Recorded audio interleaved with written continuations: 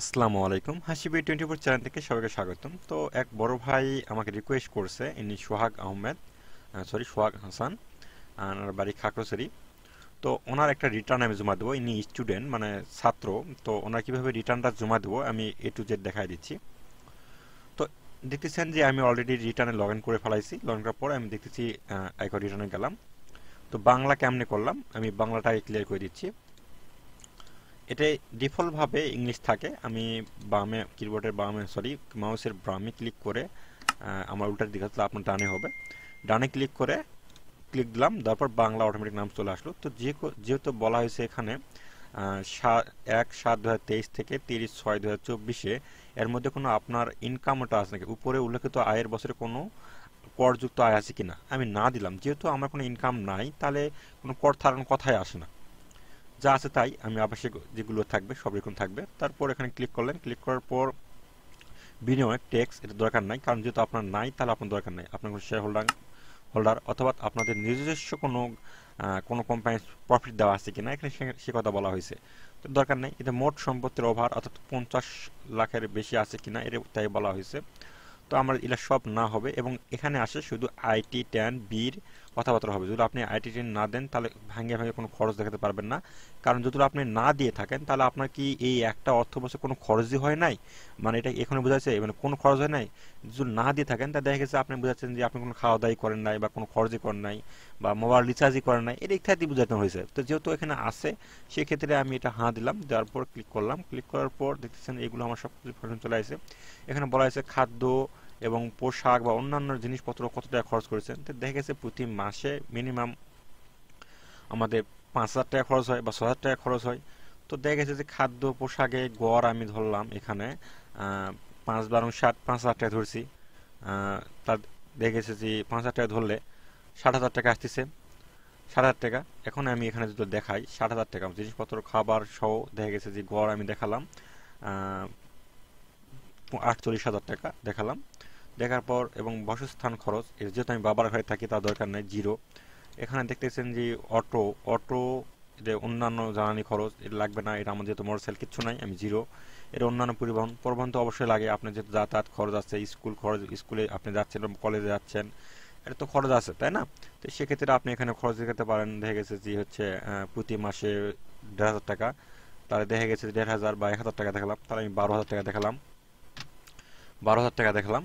উম, তারপর দেখেছি শিক্ষাক্ষেত্রের ব্যয়, আমার শিক্ষাক্ষেত্রের ব্যয় মানে আমার বই পুস্তক কেনার বিভিন্ন আংশিক যে খরচগুলো আছে, প্রতি বছরে টিউশনি ফি হিসাব করে দেখা গেছে গড় আমার বছরে দেখা গেছে যে প্রায় 25,000 টাকা যায়।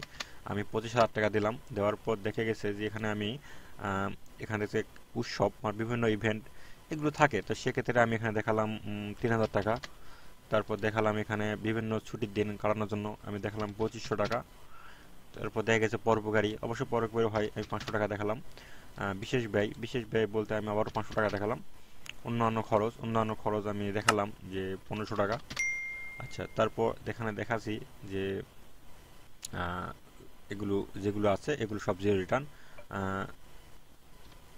উৎসব কর প্রদান এর দরকার নাই, আমাদের সব জিরো হবে, এটাগুলো সব জিরো। আহ, সব জিরো হবে। জিরো হওয়ার পর আমি এখানে একটু বেশি দিয়ে ফেলাইছি, এখানে একটু কমিয়ে দেবো আমি। এখানে দিলাম 5 12 4 12 48 4,000 টাকা মাস দেই। তাহলে ইলেকট্রনিক আইটেম, এখানে একটা আমার মোবাইল ফোন আছে, একটা কম্পিউটার আছে, আমি এটা গিফট পাইছি, সেক্ষেত্রে আমি এখানে দিচ্ছি।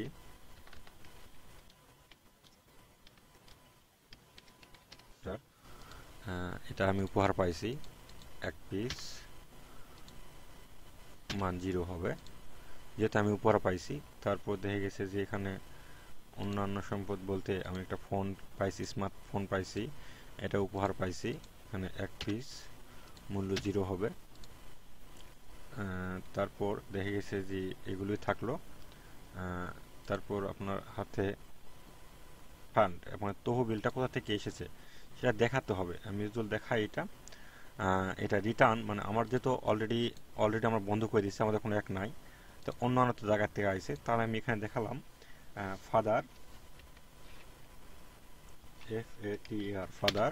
আরেকটা প্রশ্ন ছিল আমার, প্রশ্নটা হচ্ছে, হ্যাঁ প্রশ্নটা হলো কি আপনার বাড়ির অভিভাবক কি কাজ করে? কৃষিকাজ। কৃষিকাজ, আচ্ছা ঠিক আছে। সেটা আপনার জমি জমা কিরকম আছে এরকম আমি একটু ফান্ডস দেবো যদি ভবিষ্যতে আপনার, যেহেতু আপনি আয় উন্নতি করবেন, সেক্ষেত্রে আমি এমন কিছু ডিফারেন্স দিচ্ছি এখানে, আহ, যেন ভবিষ্যতে আপনার কোনো সমস্যা না হয়। আপনি মনে করেন বড় একটা বাড়ি করতে গেলেন, কোনো যে কোনো প্রশাসনিক সমস্যা ঝামেলা হবে, এরকম যেন ঝামেলা না হয়, আপনি কারোর সাথে দেখালে মুক্তি পাবেন, সেক্ষেত্রে আমি নিজে দেখাচ্ছি। ঠিক আছে, আপনার আমি আমি বলি, মুখে জি জি। বলি, আপনার টোটাল বছরে আমি একটা ইনকাম দেখাচ্ছি, ইনকাম দেখায় নাই, খরচ দেখাইছি 59,000 টাকা খরচ দেখাইছি। মানে যেহেতু আপনি জুন থেকে 24শে জুলাই ভিতরে অবশ্যই খরচ করছেন, না স্যার আপনি জীবন জীবিকা পালন করেন কেমন করে, তাই নয়? হ্যালো। জি। হ্যাঁ, তাহলে আপনি আপনার, বলেন বলেন। হ্যাঁ, সেক্ষেত্রে আপনাকে আমি 59,000 টাকা এখানে আমি খরচ দেখাইছি। আর আপনি টাকাটা কোথায় পেলেন, সেক্ষেত্রে আমি এটা রেফারেন্স দেখাইছি, আপনার বাবা, আমার বাবা গিফট করছে। ঠিক আছে, 62,000 গিফট করছে। হয়তো দেখা গেছে যে আপনি পড়াশোনা করেন 5 বারো 60,000 টাকা, আপনার প্রতি মাসে 5,000 টাকা আপনার বাবা দেয়, তাহলে অবশ্যই ওখান থেকে তো খরচ করেন, তাই না? আমি এটা দেখাইছি। জি আচ্ছা, এখন বর্তমান বর্তমানে আপনার সব কিছু ক্লিয়ার। ঠিক আছে, আমি কি রিটার্ন সাবমিট দেওয়ার জন্য জি সাবমিট দিয়ে দিব? জি। জি আচ্ছা ঠিক আছে, আপনার রিটার্নটা সাবমিট দিলাম। আর আপনাকে আমি এখানে আয়কর যে টেস্ট টোকেন এবং অ্যাকনোলেজ ফর্ম পাঠিয়ে দিচ্ছি। ঠিক আছে, এটা আপনি সময় করে রাখবেন। এটা এই বছরের জন্য, পরবর্তী আবার জি। আপনি রিটার্ন দিতেন, খুব সহজভাবে পাবেন, কোনো সমস্যা হবে না। ঠিক আছে, আপনি নিজে নিজেই পারবেন। আমি সব সেটিং করে দিচ্ছি, আপনি অটো ফিল করলে সব কিছু করতে পারবেন। ঠিক আছে। আচ্ছা। আচ্ছা ঠিক, আচ্ছা ঠিক ঠিক আছে। আছে ভাই।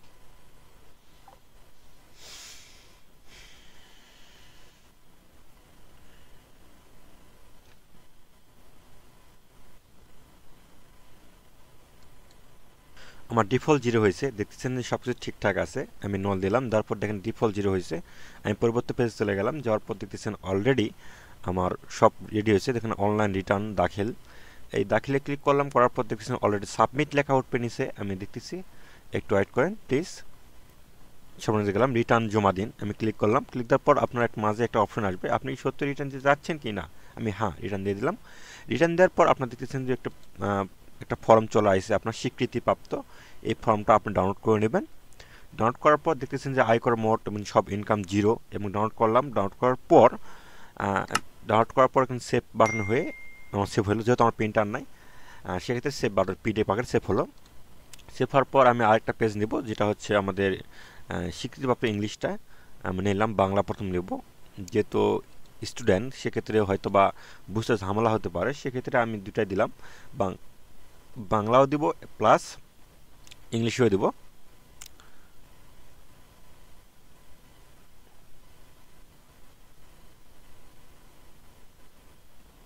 আচ্ছা, ডাউনলোড করলাম। ডাউনলোডে ক্লিক করার পর আমি সেভ দিলাম, বাস সেভ হয়ে গেছে। অ্যান্ড পরবর্তীতে গেলাম, পরবর্তীতে আরেকটা ফর্ম আছে, আমি ইংলিশ করে নিচ্ছি। ইংলিশ করে নেওয়ার পর আমি আবারও সেভ দিলাম। সেভ দেওয়ার পর আমি এটা দ্বিতীয়ভাবে সেভ করে নিলাম।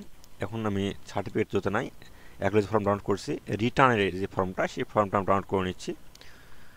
এই ফর্মটা আমি ডাউনলোড করে নেব। ডাউনলোড করে নেওয়ার পর প্রিন্ট অপশন ক্লিক করলাম, যেহেতু সরাসরি ডাউনলোড নাই এটা। প্রিন্ট অপশন ক্লিক করে এখান থেকে সেভ পিডিএফ করে আকারে সেভ করে নিতে হয়। নিয়ে নিলাম। নিয়ে নেওয়ার পর অলরেডি দেখতেছেন ওই বড় ভাই যেটা আমার রিকোয়েস্ট করছে, তার কাছে আমি এই কাগজগুলো পাঠিয়ে দিলাম ডকুমেন্ট আকারে। এই যে তিনটা রিটার্ন, টেক্সট সার্টিফিকেট এবং অ্যাকনোলেজ ফর্ম, তিনটা আমি নিলাম। নেওয়ার পর পাঠিয়ে দিলাম। তো সাধারণত আমি অনলাইন সার্ভিস এভাবে দিয়ে থাকি, খুবই অল্প মূল্যে। যারা নিতে চাচ্ছেন তারা অবশ্যই আমার হোয়াটসঅ্যাপ নাম্বার আছে স্ক্রিনের উপরে, নিয়ে নেবেন। ধন্যবাদ সবাইকে।